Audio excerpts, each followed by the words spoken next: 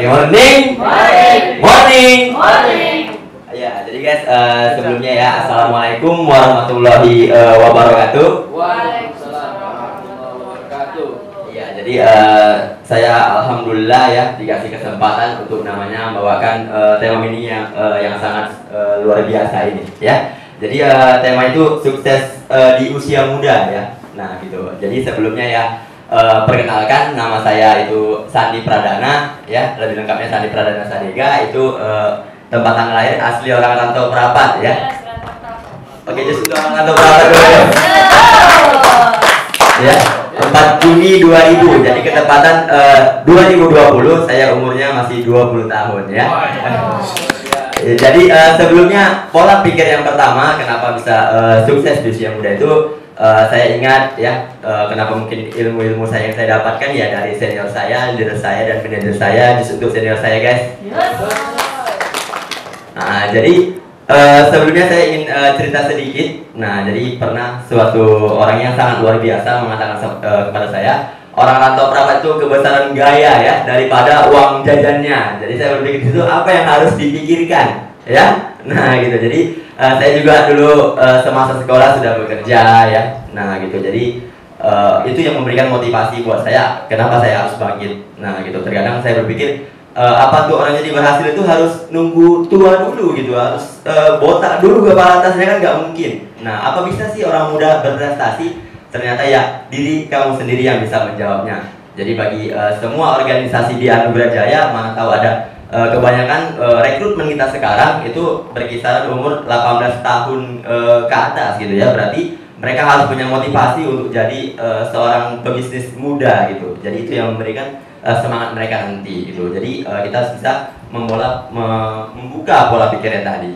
Nah jadi sebelumnya saya juga berbagi pengalaman. Saya pernah kerja sebelumnya ya, kerja mengandalkan tenaga gitu. Nah jadi saya pernah bertemu dengan Bapak Erwin ya. Saya lagi ngangkat beras, ngangkat aqua gitu ya. Gajinya cuma 5.000 per jamnya gitu dia. Nah cuma saya berpikir ya itu yang hanya bisa saya kan dulu. Nah gitu kan, saya lakukan dulu ya, banyak bersyukur kepada Allah ya apa yang kita dapatkan, karena syukur itu lebih dari nikmat.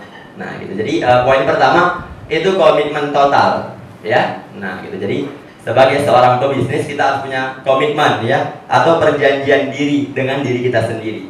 Nah contohnya ibarat mandi, sekali mandi ya harus basah gitu. Jadi harus buat perjanjian. Kalau kita udah terjun ke dunia apapun itu harus punya perjanjian diri seperti itu.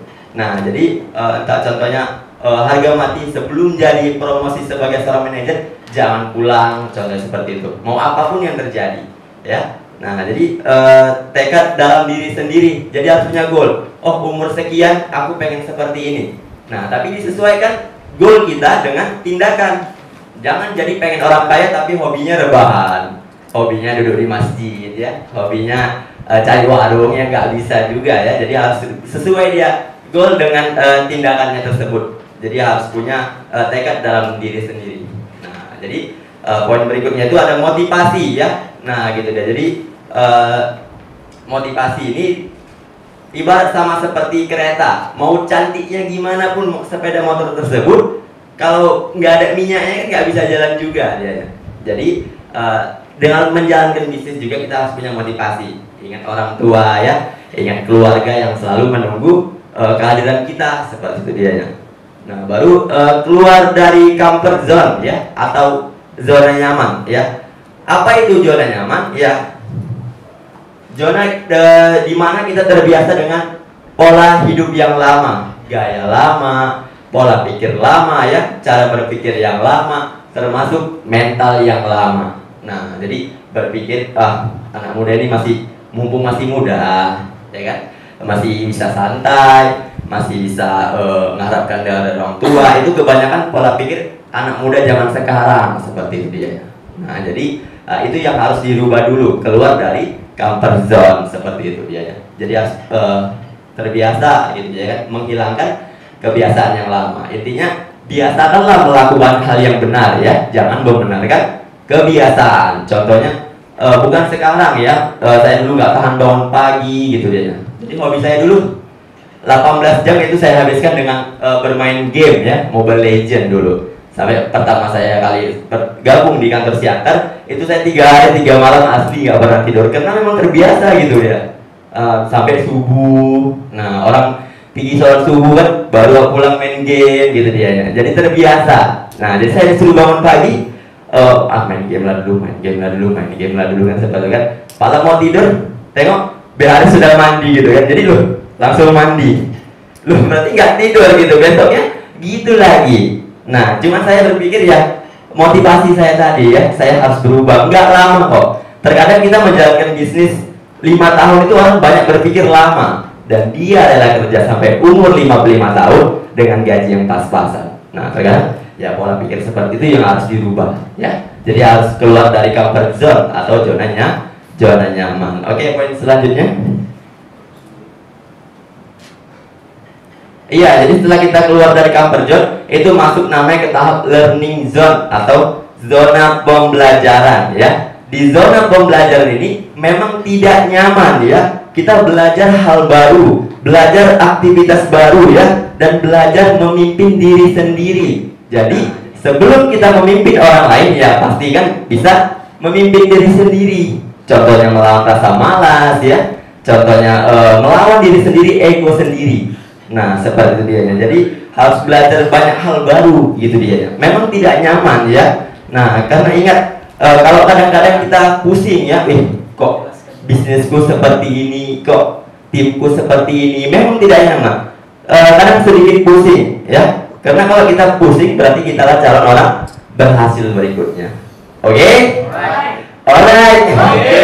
Ya, karena ingat ya, kalau kita keluar dari comfort zone itu tanda-tanda akan kita masuk zona pertumbuhan ya. Nah, seperti itu. Karena ingat, tidak ada kenyamanan di zona pertumbuhan dan tidak ada pertumbuhan di zona kenyamanan ya. Jadi nyaman belum tentu aman, seperti itu dia. Jadi next point selanjutnya.